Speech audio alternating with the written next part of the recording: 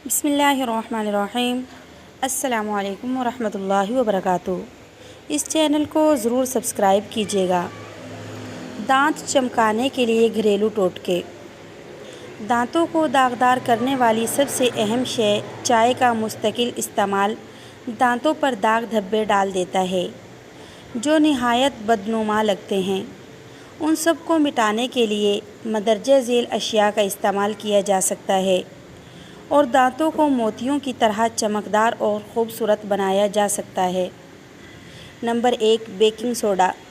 दांतों की सफाई का सबसे आसान तरीका बेकिंग सोडे का इस्तेमाल भी है।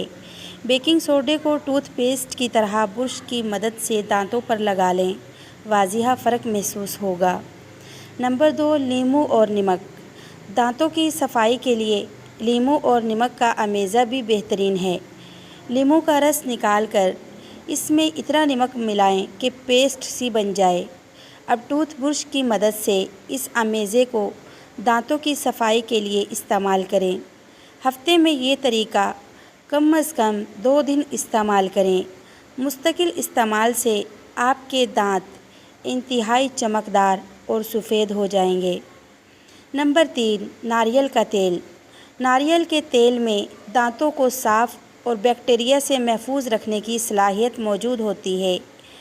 नारियल के तेल से ब्रश करने के अलावा इसे 5 मिनट तक मुंह में भर कर भी रखा जा सकता है।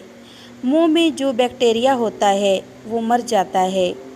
नंबर 4, सिरका अपनी तेज़ाबी खसूसियत के बाइस दांतों पर जमी मैल की तह को तोड़ डालता है और दागों को हल्का कर देता है।